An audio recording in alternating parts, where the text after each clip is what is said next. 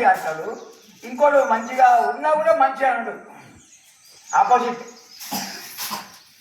ఇట్లా ఒక్కొక్కరు ఒక రకంగా ఉంటారు, ఒక్కొక్క రకంగా మనస్తత్వము, ఒక్కొక్క రకంగా అధ్యాస,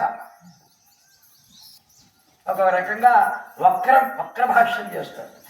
సక్రమంగా చెప్పరు, అక్రమంగా చెప్తారు, వక్రంగా చెప్తారు, వంకర టింకర.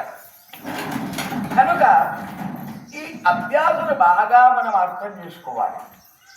అప్పుడు ఇదంతా కల్పన, ఇదంతా మిథ్య, నా దుఃఖము మిథ్యనే, భార్యా పిల్లలు సంసారం అంటానే అది కూడా మిథ్యనే,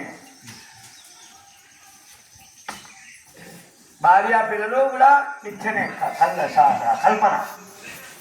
సంసారం అంటాం, అది సంసారం కాదగా.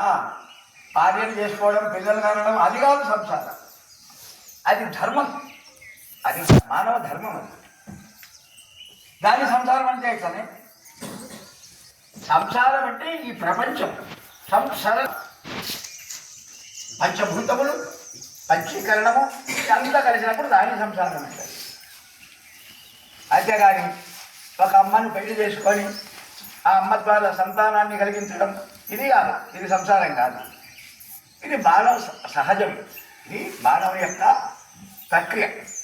మానవుడు అయిన తర్వాత పెళ్లి చేసుకోవాలి, చదువుకోవాలి, పెళ్లి చేసుకోవాలి, పిల్లలు కనాలి, ఇదంతా ప్రక్రియ. అందరికీ ప్రతి చోట జరుగుతుంది. వాడు ఏ దేశం వాడైనా, ఏ కాలంలో ఉండినా ప్రతి ఒక్కళ్ళు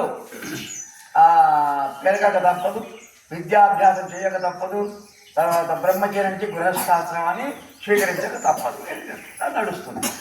అక్కడేం తప్పలేదు, దోషం లేదు. దోషం ఎక్కడుందంటే నీవు వస్తువులు వస్తువుగా చూడక వస్తువులు అవస్తువుగాను,